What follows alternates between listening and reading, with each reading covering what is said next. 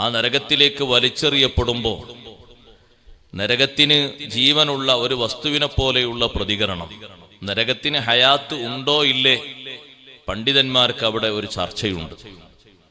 നരകം പൊട്ടിക്കീറുന്ന ഒരവസ്ഥയും നരകം പ്രതികരിക്കുന്ന പ്രതിധ്വനികളൊക്കെ, സംസാരങ്ങളൊക്കെ നരകത്തിന് ഒരു ഹയാത്ത് അല്ലാഹു നൽകിയിട്ടുണ്ട് എന്നാണ് മനസ്സിലാക്കി തരുന്നത്.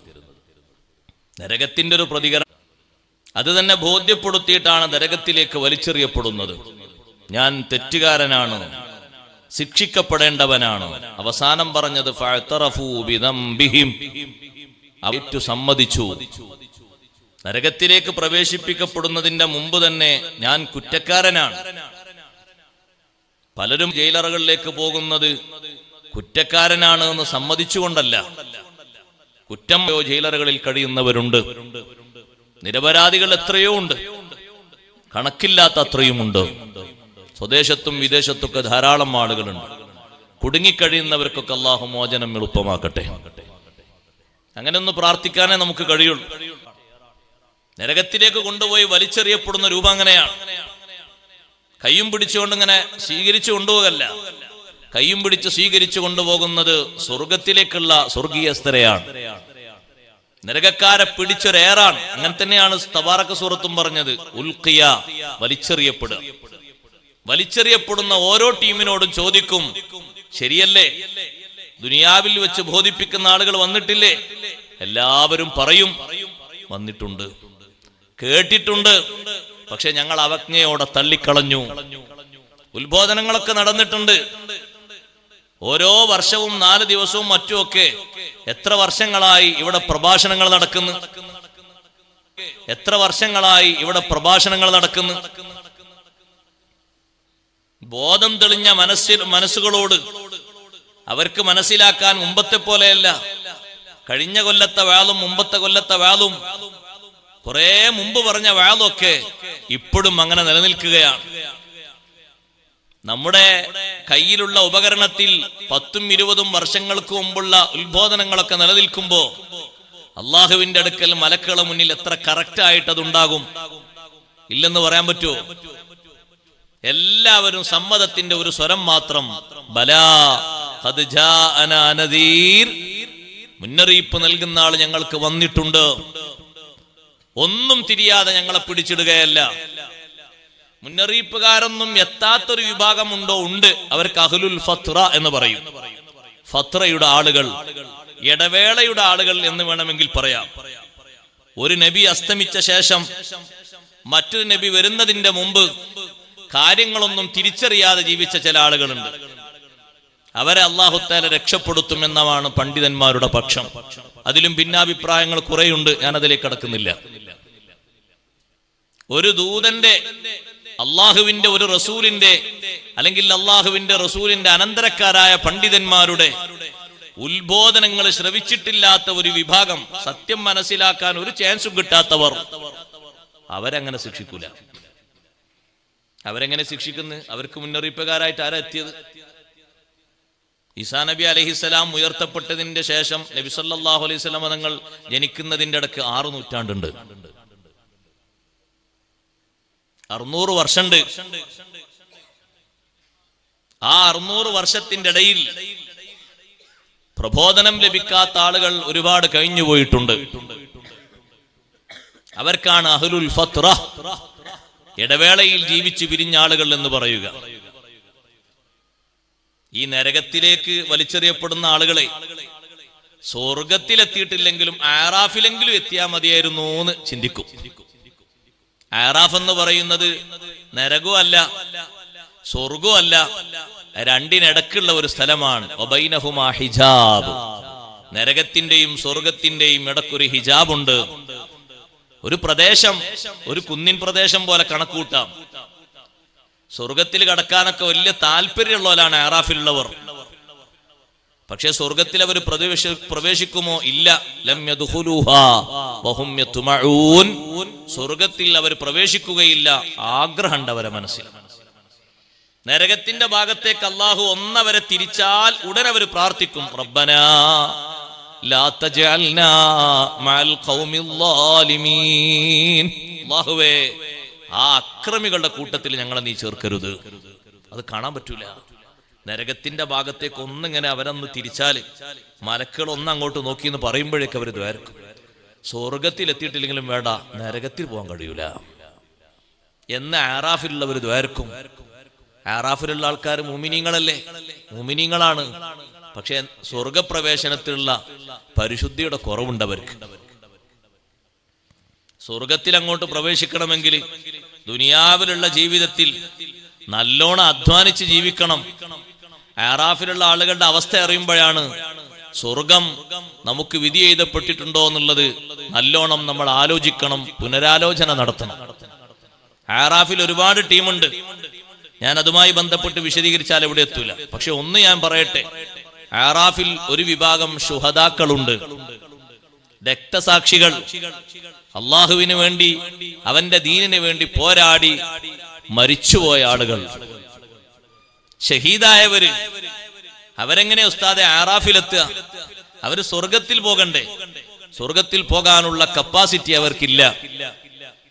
സ്വർഗത്തിൽ പോകണമെങ്കിൽ അത്രയും വിശുദ്ധനാകണം ആള്. അവകാശവാദമായിട്ടും ചെന്നാ പോരാ. ആരാണ് ഈ ശുഹദാക്കൾ എന്നറിയോ? ഉമ്മാന്റെ അല്ലെങ്കിൽ ഉപ്പാന്റെ മാതാപിതാക്കളുടെ പൊരുത്തമില്ലാതെ, സമ്മതമില്ലാതെ യുദ്ധത്തിന് പോയിട്ട് ഷഹീദായ ആളുകളാണ്.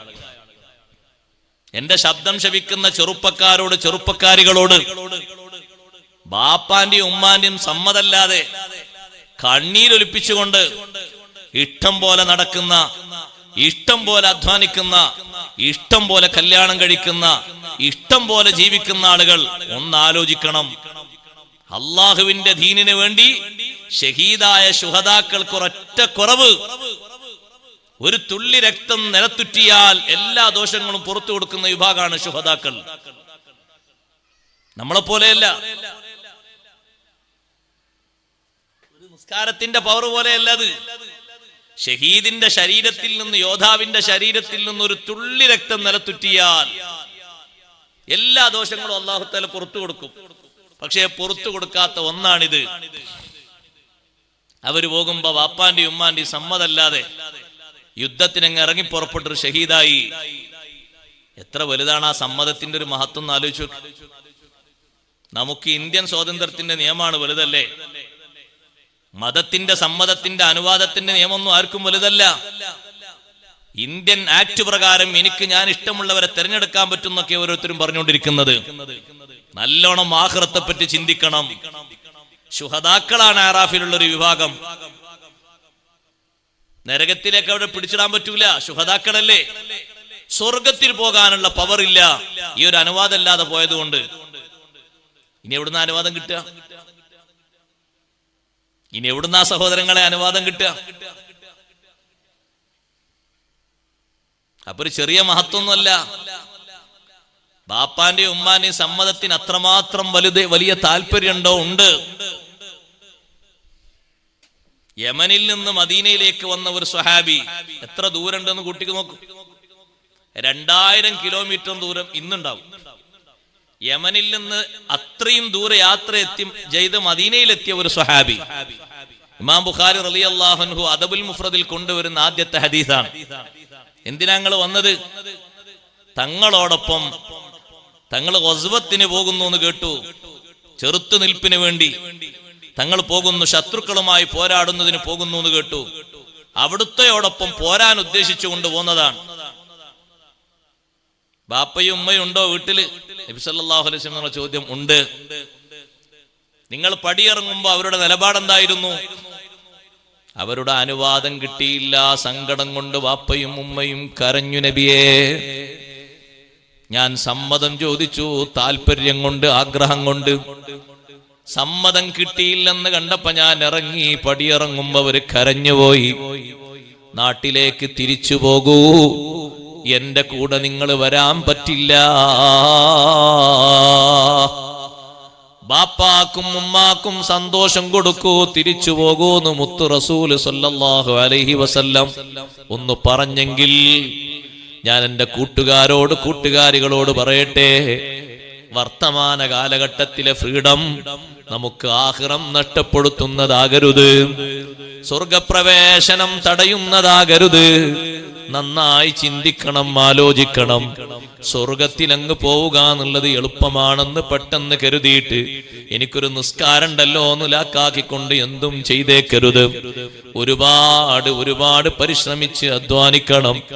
നരകക്കാരോട് കുറ്റകൃത്യങ്ങളൊക്കെ ചെയ്തത് ശരിയല്ലേ എന്ന് ചോദിക്കുമ്പോ സമ്മതിച്ചുകൊണ്ട് ഏറ്റുപറയുമ്പോ രണ്ടാമതായവര് പറയുന്നത് ലൗ കുന്നാ നസ്മഉ ഔ നഅഖിലു മാ കുന്നാ ഫീ അസ്ഹാബിസ് സഈർ. ഉത്ബോധനങ്ങളൊക്കെ ശ്രവിച്ച് നല്ല ബുദ്ധിയോടെ ഉൾക്കൊണ്ട് ജീവിച്ചിരുന്നുവെങ്കിൽ ലൗ കുന്നാ നസ്മഉ ഔ നഅഖിലു മാ കുന്നാ ഫീ അസ്ഹാബിസ് സഈർ. ദുനിയാവിലാകെ കിട്ടിയ കാലം കുറഞ്ഞ കാലം, ബുദ്ധിയും ഒക്കെ ഉറച്ചിട്ട് വിവേകമൊക്കെ എത്തിയിട്ട് നല്ല തന്റെ ഇടത്തോടെ പ്രവർത്തിച്ച കുറഞ്ഞ കാലം ഒന്ന് ഉൾക്കൊണ്ട് ജീവിച്ചിരുന്നുവെങ്കിൽ നരകവാസികളിൽ ഞാൻ ഉൾപ്പെടുമായിരുന്നില്ലല്ലോ. അവിടെ വേവലാതി പറഞ്ഞിട്ട് വിലപിച്ചിട്ട് വല്ല കാര്യമുണ്ടോ സഹോദരങ്ങളെ? ഈ രണ്ട് സമ്മതങ്ങളും പറയുമ്പോ മലക്കുകളെ ഭാഗത്തു നിന്നൊരു ശാപപ്രാർത്ഥന, കത്തിജ്വലിക്കുന്ന നരകത്തിലേക്ക് പോകുന്ന ആളുകൾക്ക് വിദൂരം തന്നെ. അള്ളാഹുവിന്റെ റഹ്മത്ത് നിങ്ങൾക്ക് ദൂരത്താണ്. നരകത്തിലേക്ക് അങ്ങ് വലിച്ചെറിയപ്പെടും. അള്ളാഹു നമ്മളെ കാത്തുരക്ഷിക്കട്ടെ. നല്ലോണം ചിന്തിച്ചുകൊണ്ട് ആലോചിച്ചുകൊണ്ട് ജീവിതം നന്നാക്കി മുന്നോട്ട് പോകണം.